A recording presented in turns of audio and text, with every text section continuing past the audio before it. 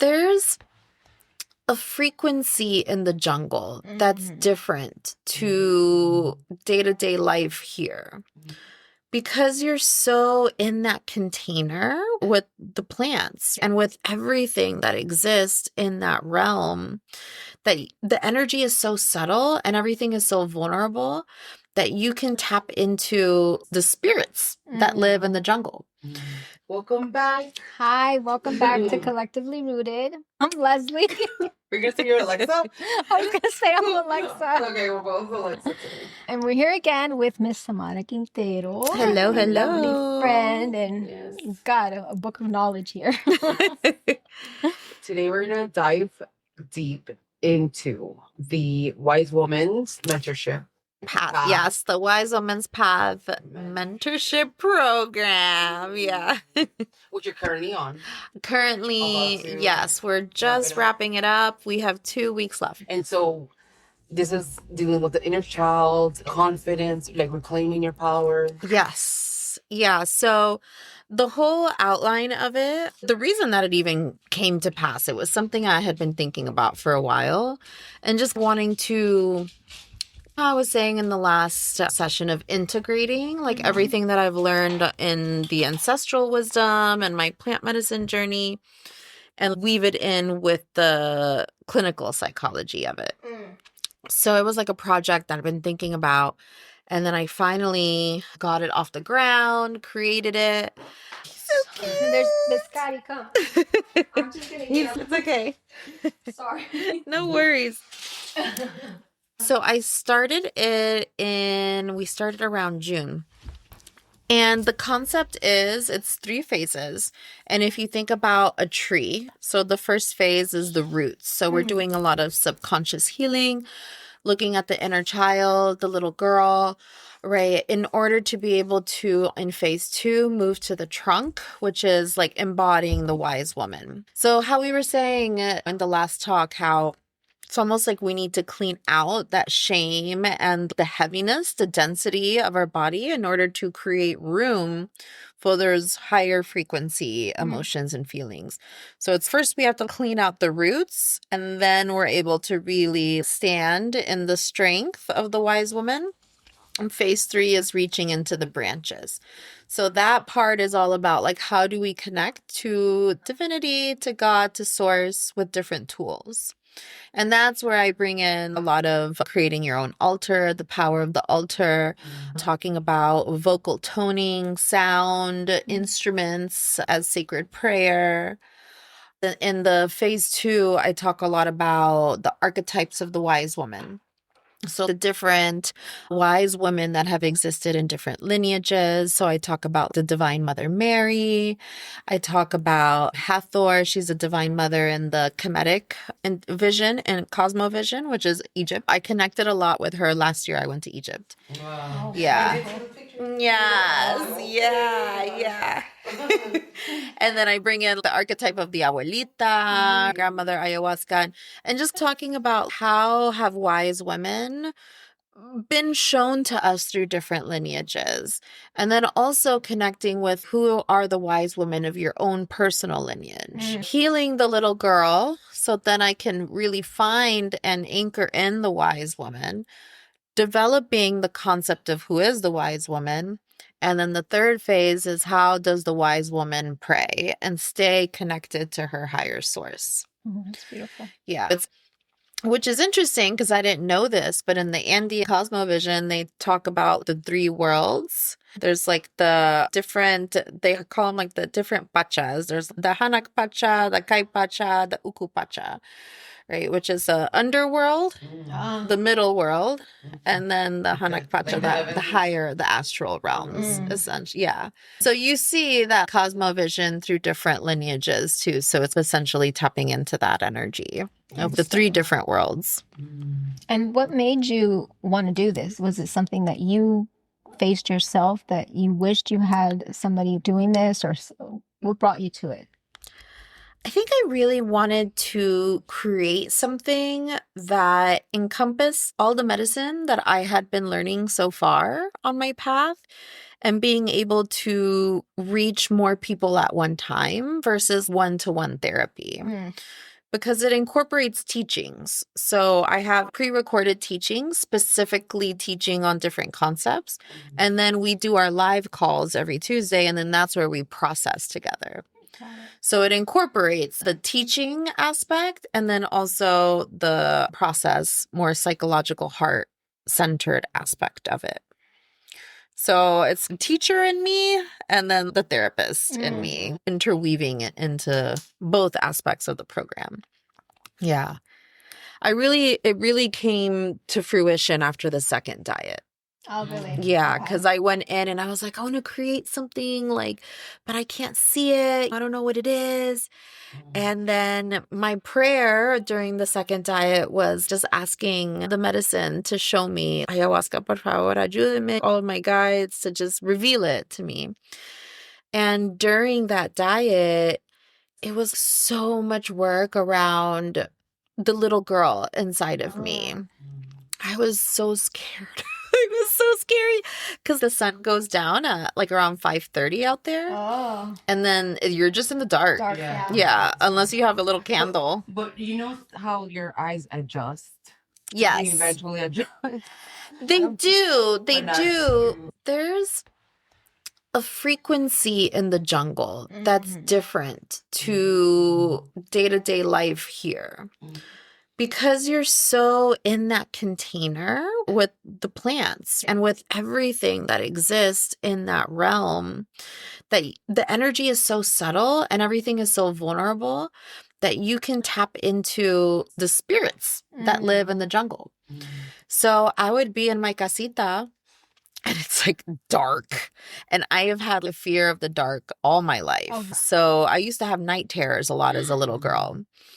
And I remember those night terrors would be so horrible, and I would cry out to my dad and he would have to come and sleep with me. And I remember just being in the dark and feeling like I could hear. Oh my gosh. And the curanderos, they say, you siente los espíritus, sople un mapacho. No big deal, just a little tabaquito, and they'll go away. And she's like, oh yeah, they'll just like, oh, there's that easy. But it was in those moments of talking about the shadows. What I realized was one of my deepest shadows was this terrified little girl. She's so scared. She's so afraid of the dark and so afraid of being alone. And all my life, I had struggled with this deep loneliness inside of myself. And I was codependent for a very long time, like always needing to be hooked into somebody or something outside of me. And it was in the depth of the darkness that I realized I had to take care of myself. The only one who was going to come and rescue me was me. Which we could say that here and understand it. Of course, makes sense. But when you're there in the jungle and the lights go out and you're hearing, and when you are in the trenches, you're embodying it, right? There's nowhere to go. There is nowhere to go. But face yourself. I have to give myself the consolation that I'm looking for. So it was in my diet that I learned to mother myself, really mother myself, and really be like, okay, Samarita, what do we want to do today? Are you scared? What do you need? Instead of, oh, why am I feeling this way? I just don't want to feel this way. And then getting caught in the anxiety of it. Oh. And instead being, okay, this is my younger self. She's scared. What does she need? And then I lived that process. And once I came out of the diet, that's when I was like, oh, this is the wise woman in action. The wise woman is the divine mother. How do I nurture myself? How do I take care of myself? How do I treat those parts of myself with compassion and love?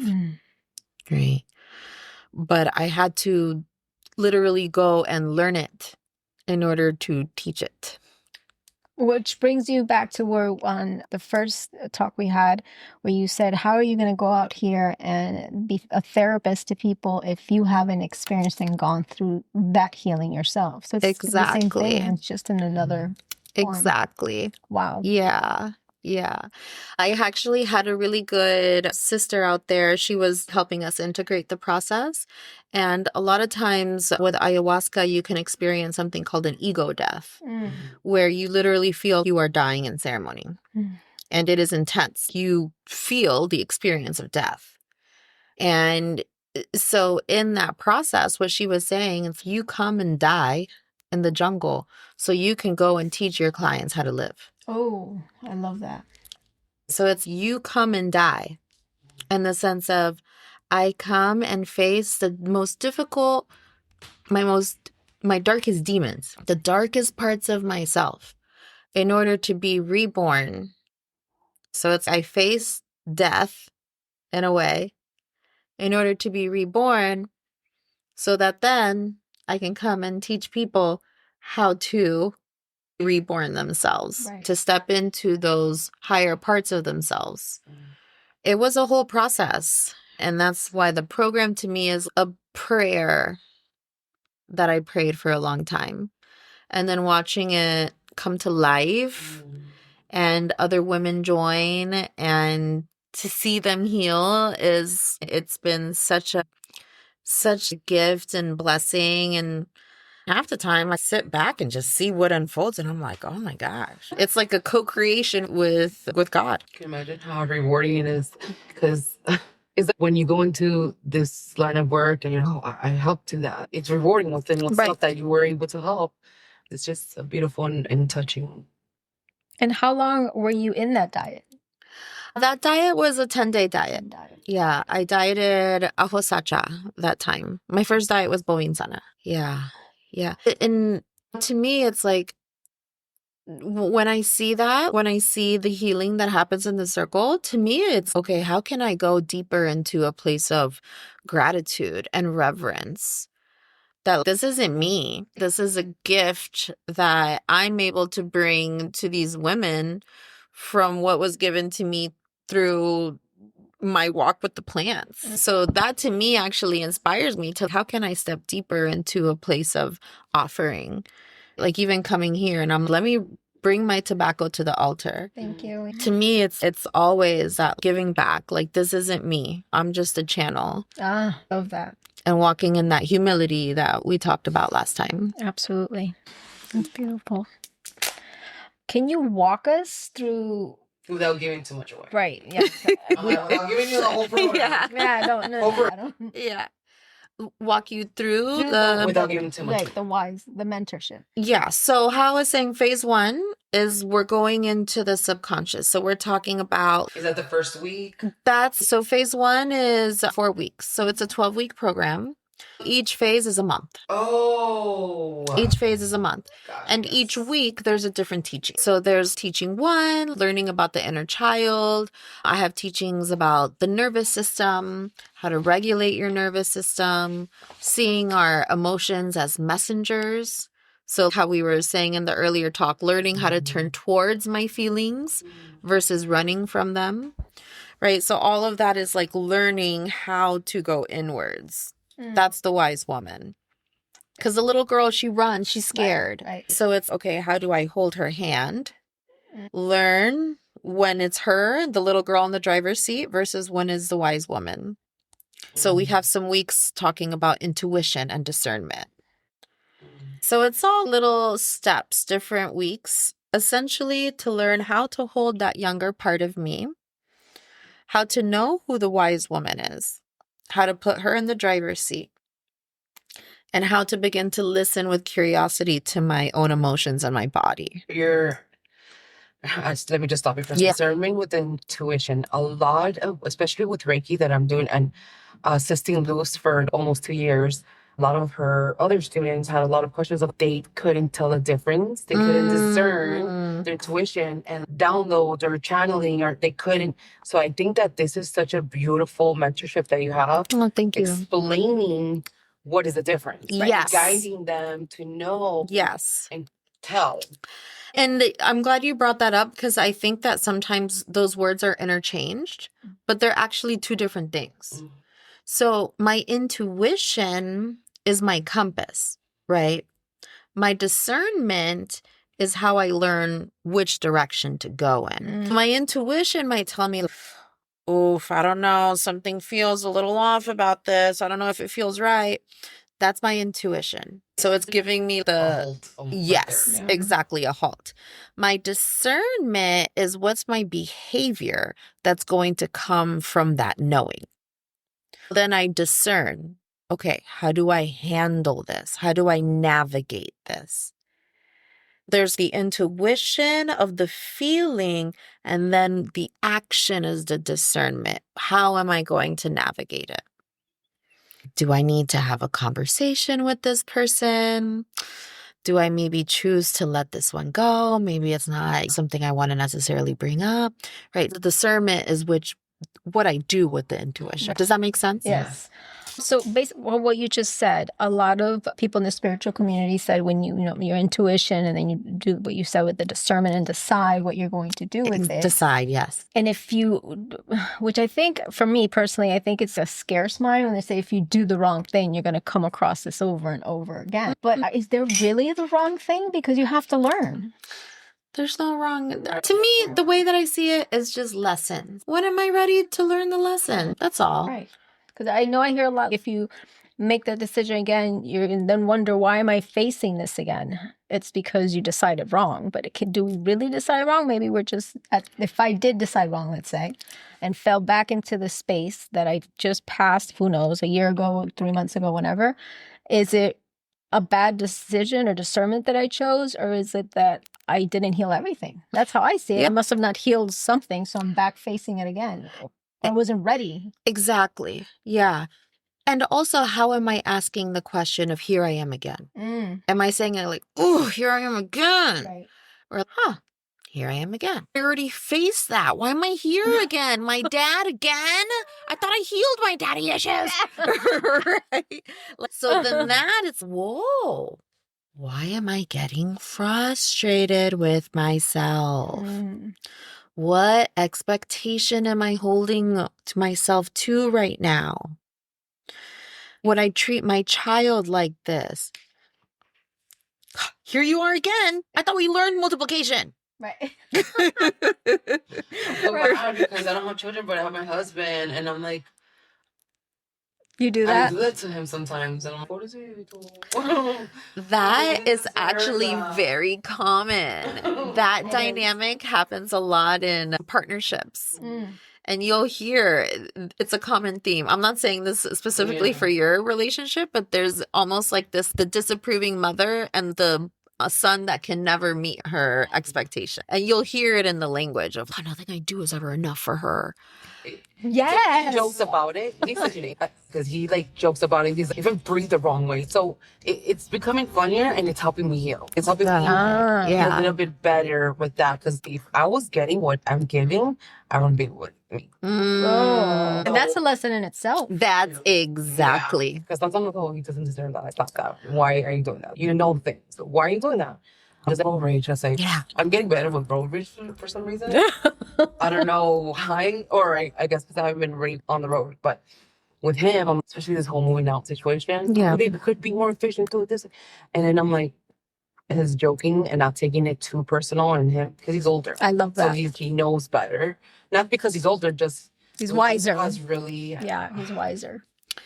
And so then that, talking about the program, right? Isn't this interesting that I'm getting so irritated with him? Babe, you could be more efficient. Oof, what's that about? Why am I so dysregulated? What comes up for me when I think he's not being efficient enough? Because if he's not efficient, then what am I afraid of? Or whatever it is, sitting back, observing the dysregulation. We need to move, right? We need to get things done efficiently. Move faster. Whoa, what is that? What's going on inside of me? And why? And then who's the one that comes out?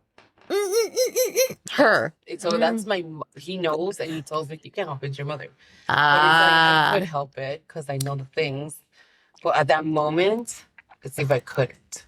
This is so much easier for me to just lash out or something. It's because your nervous system is too dysregulated. So when we get to a place where we're like so agitated, it's if you think about anger. When we're a little annoyed, it's going to be different than if I'm black outraged, even though it's in the same continuum of energy. But I'm more likely to be able to implement an intervention when I'm like a little irritated versus when I'm enraged, because I'm too dysregulated at that point to get curious. Does that make sense? It does. So then wise woman is the one who's always checking in with herself. What am I feeling? Why am I feeling that way right now? What is that about? Why did I just get annoyed at that text? That was weird. What was that about? And learning to check in. Right. Interesting. I have to guess, I definitely want to, I put myself on the waiting list, but I love that. Yes. As soon as I saw it, and then I was like, oh, I'm signing up. Oh, wait, there's a wait list. I'm putting myself on the wait list. I do tend, and now that I'm still healing, but on no better, I guess is the word I'm looking for. I shouldn't go from clear to black, or I call it red, like that. But some things just, and I try to catch it, and I'm just like, sorry, fuck it, we're going red. And then I say, it's just easier. Is that what it is? Because I'm like, is that my shadow side just saying, I'm taking over today, you're being too nice? There might have been something building up. It's usually, if there's something that's been building up, and then there's that one thing that happens, he leaves that one thing behind, or like that one thing and got left on the floor, and it's, you might have already been living in a story for a while. Oh, God, I'm the one that always has to, I guess I'll do it, right?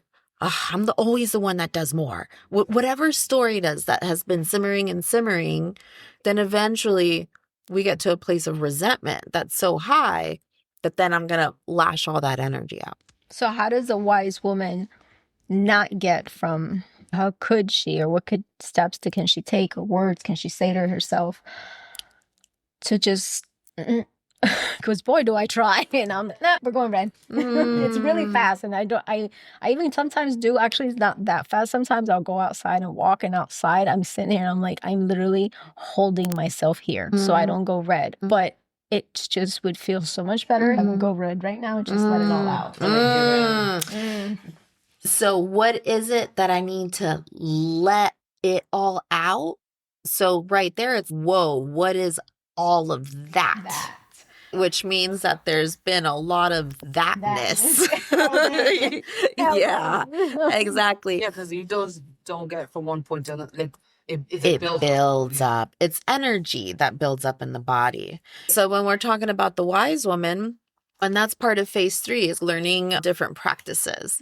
So when I have a practice of sitting at my altar in the morning, working with my plants, drinking my teas, when I have my connection with my higher self, it's going to be a lot easier to do the work of the curiosity, because I'm in that calibration. Got it. And it'll be a lot easier to also recognize, like, when something is building up inside of me. Go ahead. Sorry, but I'm very much in my body, and I feel like that's why a lot of these things happen. But this is more now being in your mind, right? Which part? I'm hard. Oh, I didn't ate that part. Your mouth was open. It was. Scotty, what did you Papa, all you had was breakfast. I don't understand. He's releasing. He's purging his energy. He's purging the energy.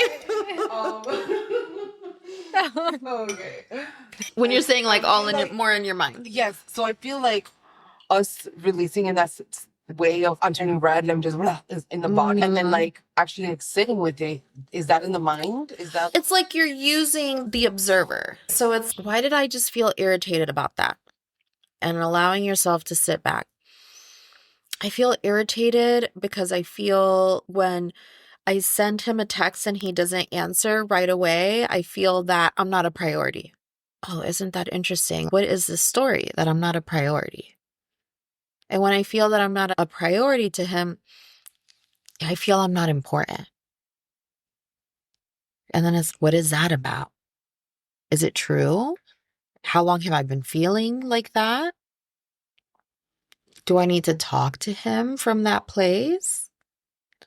So then that's when the intuition and the discernment come online.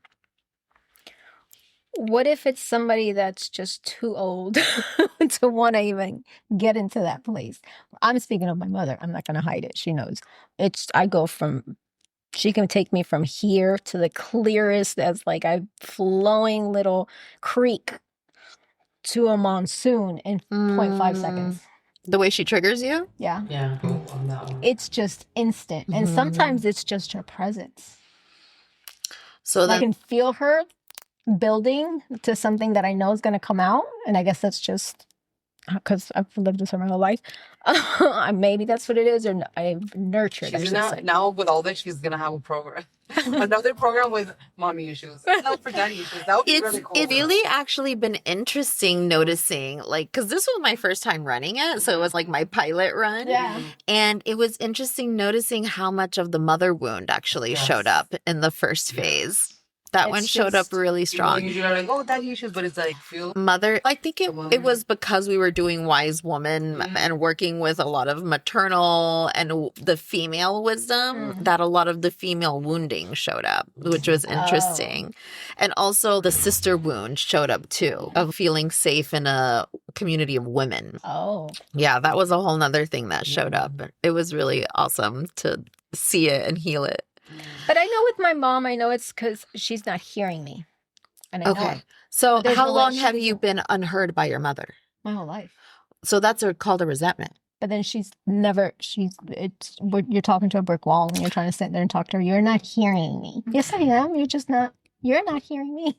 And I'm like, So then right there might be a resentment in your body that has been living there for a long time. If her presence itself creates a reaction in your body, some days, that means that there's probably something that is unhealed.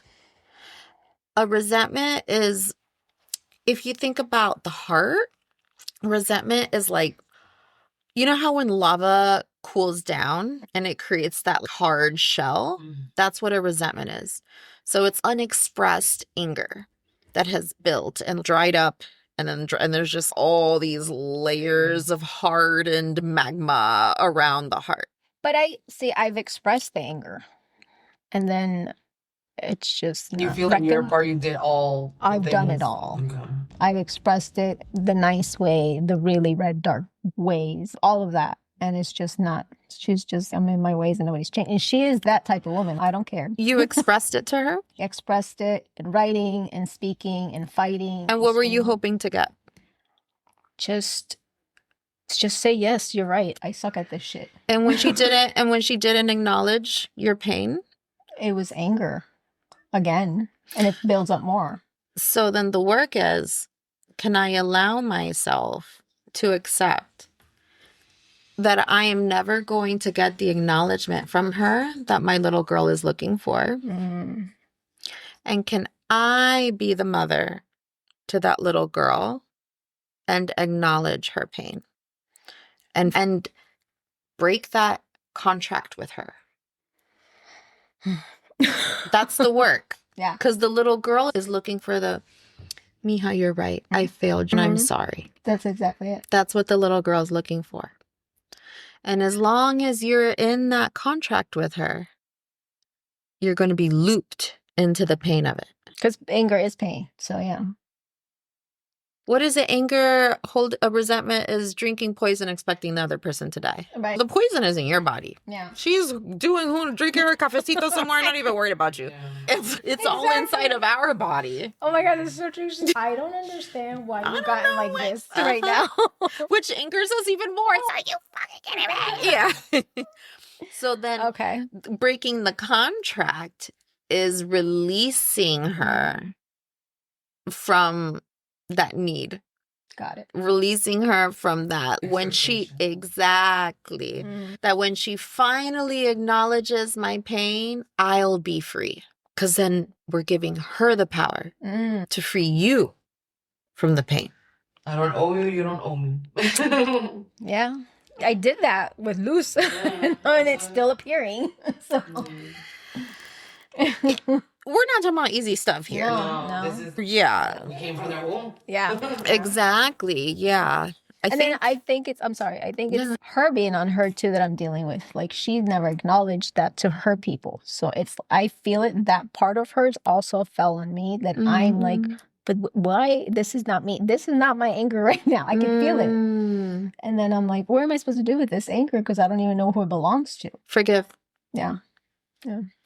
Forgiveness is like the healing balm, because she owes you.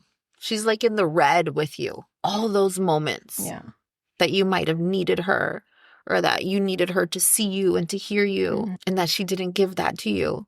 So it's all those moments in the red. It's all this debt. Right? Yeah. The forgiveness is, I cancel it. Not for her. For me. For you. Wow. Yeah. But sometimes we need help doing that. So then that's when we call on our allies. That's when we can look at Jesus and his teachings of forgiveness. That's when we can maybe look to certain plants that help to release anger. So that's where we can look for allies or community. Absolutely. Even these conversations are healing in themselves. No, absolutely. And that was a big part of the program too, that one-to-one work can take you so far, but sometimes the healing aspect of being in community with other women doing the same work, that in itself is medicine.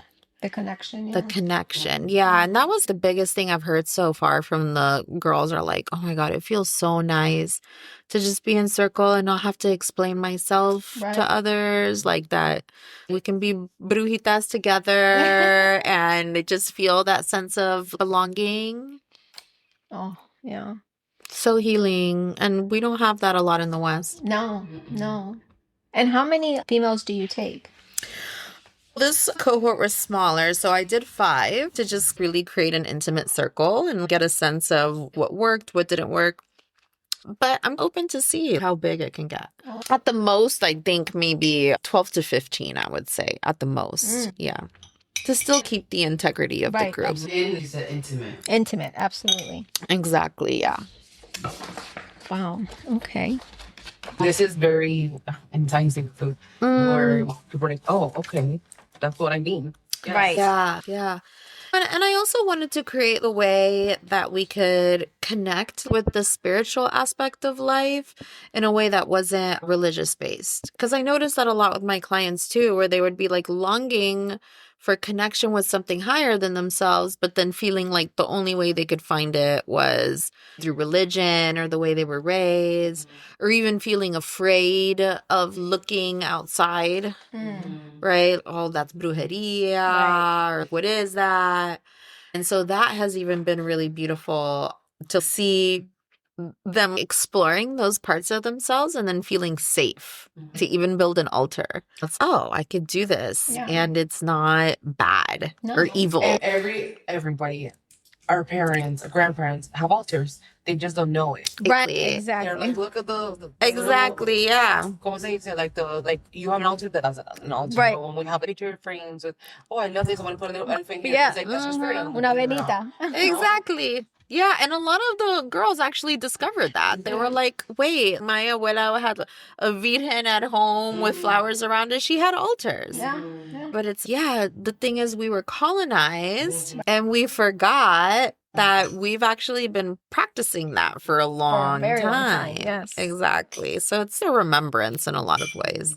I do have a question, I think. There are so many women listening who feel disconnected, struggle with confidence, or carry family and or childhood wounds. If you could speak directly to her, how does the Wise Woman's Path help her begin to reconnect and release what she's holding? First, I would say, girl, you're not alone.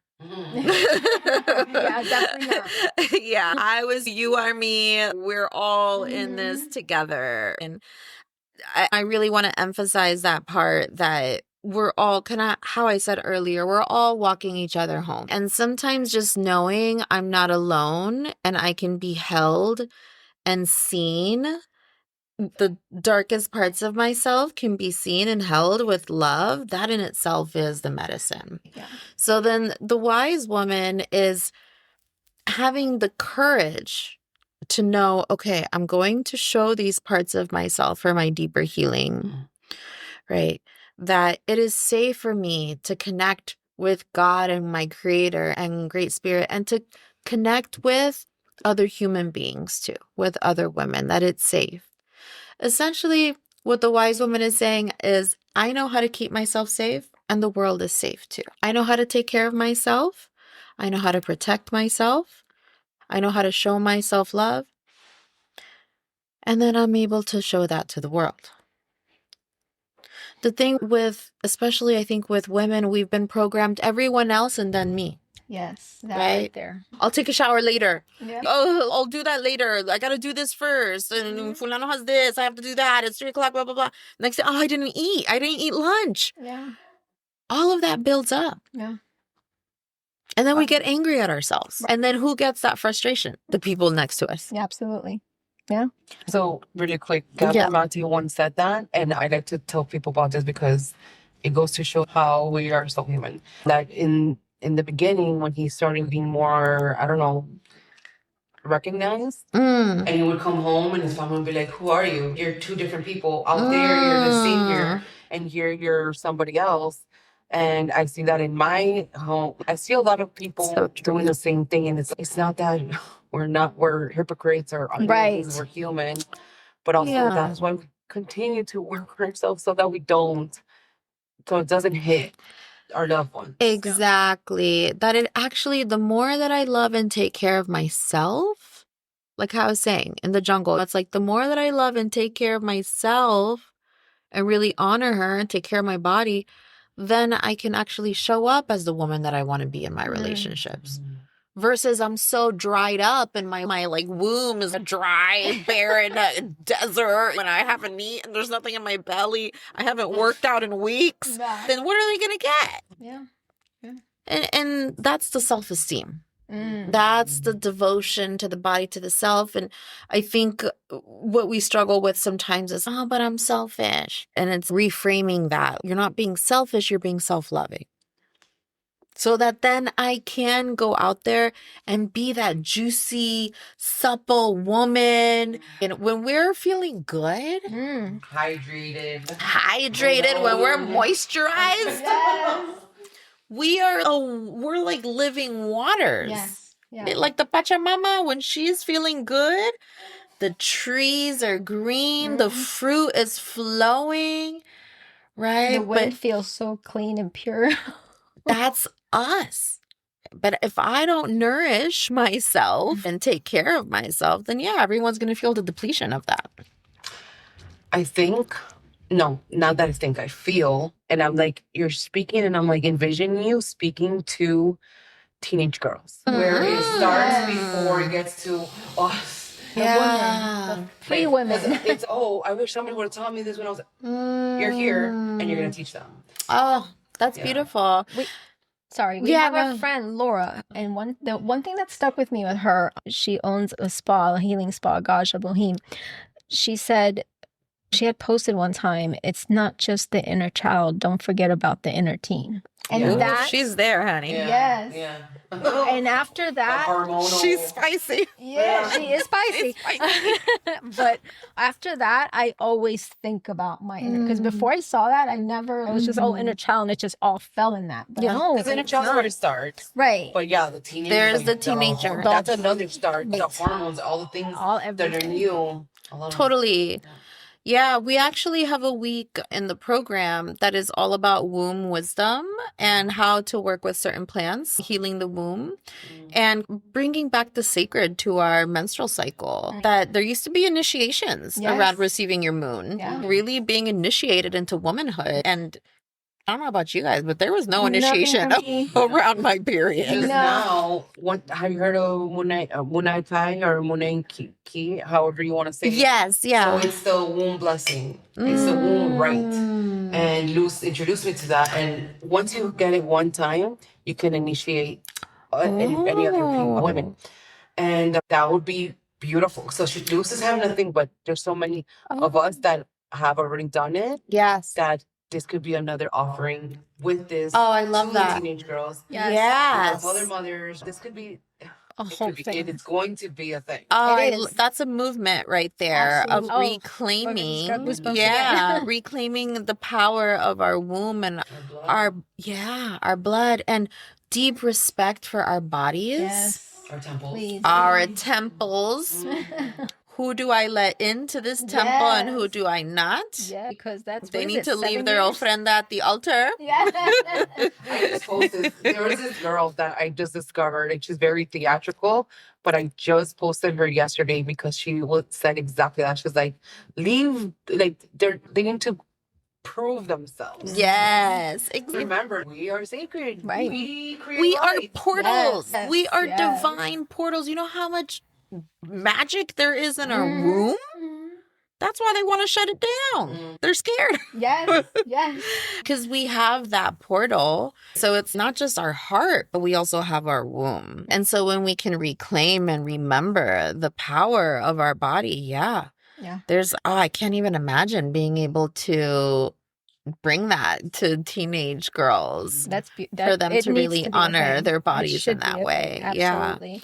And I think that even opens up a conversation around healthy sexuality, healthy Absolutely. sensuality. For a lot of time, the patriarchy has offered the archetype of either the whore or the virgin. Yeah. There's no in between. It's either black or white. Exactly. So it's where is a woman in her juicy suppleness, Which right? is okay. Which is completely okay. And that we can own and reclaim that part of ourselves and then know how to set intuition and discernment and boundaries around that. Boundaries, yeah. That we're not looking for our sense of worth from that place. And those are huge teachings. Yes. Each week goes into different aspects, like the womb is one of them. And I tell this to the girls too, like it's the introduction to these different concepts. For example, altar work. You could go into you can work with altaristas that specialize in altar building and go into a deep study around that. So I also see the program as a intro to different topics and themes. And I tell them, if it's something that interests you, do your research. Yeah. It's a breadcrumb. Follow it. See if it takes you to another place that goes further than the program. Absolutely. Maybe you feel a deep call to work with the Divine Mother. And then that might open into Mary Magdalene. And then you go into Magdalene work. And that's where the humility comes in over here. I'm leaving this for you guys. If you notice an intuitive, I really love this womb wisdom stuff. Look into it. And I give the ladies resources too. If it's something that calls, here's some books, here's some teachers. Like this time I had a guest speaker where she specializes in womb wisdom and she came and talked to the girls on that. So I'm looking for that too of like, how can I collaborate with other people in the future that maybe specialize in certain areas and like bringing in that medicine. Absolutely. Yeah. But I really do think you touched on something with the teens. Yeah, I hadn't even thought about that. I think that would be so beautiful. Their prefrontal cortex isn't completely formed yet, so you can get them young before they're deep in the patterns. Unprogrammable. Yeah, the program hasn't gone that deep in the computer yet. Exactly. Oh, wow. It's funny because when you guys were or when Samara was saying we have magic, we were built with magic, it made me think my stepdad, but I call him dad, he's passed already, but he would say all the time, and I remember my mom would make this like gross face, and her friends, he would tell me, this was obviously after as a teenager, you have something very powerful between those legs. And I didn't ever take it disgusting, but my mom would say, how do you dare say that to her like that? Because I'm not saying nothing untrue. And I didn't understand it, or understand it, I should say, until older. And it's true. It's true. Mhm. 'Cause he was always like, you don't open that for just anybody. And he wasn't the kind that was like, wait till you get married. That was not him. But he was just be mindful in his own way of saying, ways of saying. Of course, Yeah. it One wasn't. apple, one Yes, thing. absolutely. But my Yeah. mom and all her friends were like, oh my gosh, she's a little girl. She's not a little girl. But yeah. Yeah, like honoring the body as a sacred temple. Yeah. And that even opens another conversation. I have a week around devotion to the self and devotion to the body. You know, that as women, we suffer and struggle so much with our body image. Yes.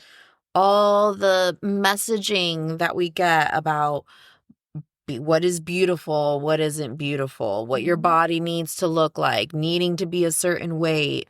I've had so many women tell me they can't even look in the mirror because they hate what they see. That programming is deep within us. Yeah. Or ageism, getting older, being able to reframe that, and how can I like bring more love and devotion to my temple. So it's in the 12 weeks we cover, there's so much. There's so much. I love that. Yeah. Like 12 weeks. Yeah, and it's actually worked out really beautifully. Now that we're coming to the end, it feels like a good place of completion.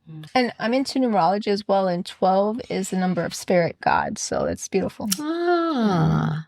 I don't know. Because 12 is I 3, love that. right? Yeah, the Trinity. Oh, and then I have the 3 months Yeah. and the 3 phases. There you go. Beautiful. Thank you, Samara, again. Of course. Thank you for having me. It's true that if anybody wants to go into the wise woman's path. Yes. Yeah. So I'm looking to start it back up in January.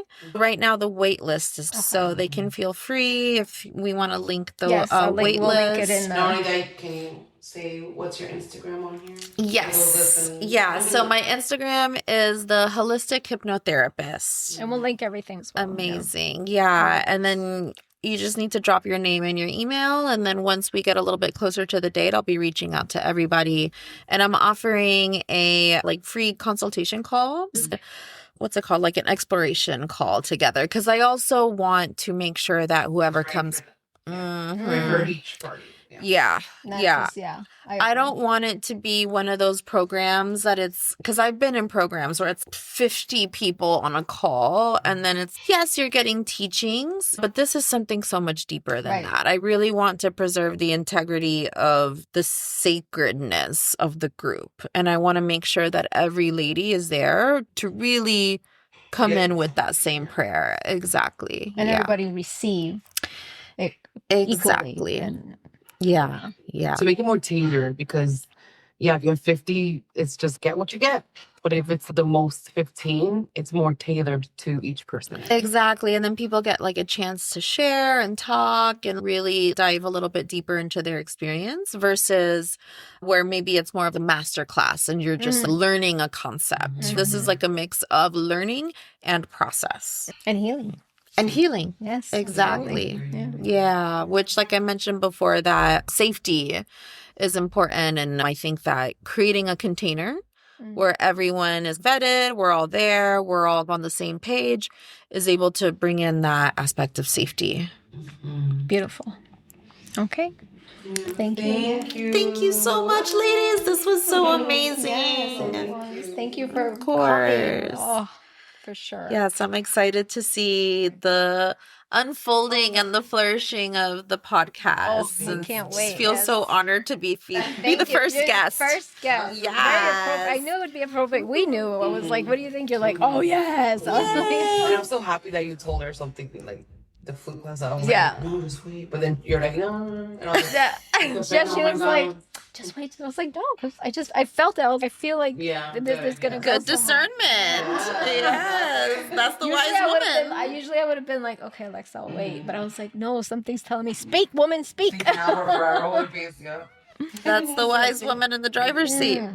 Interesting. Oh, so it was beautiful, ladies. Thank you, Samara. Thank you. This was awesome.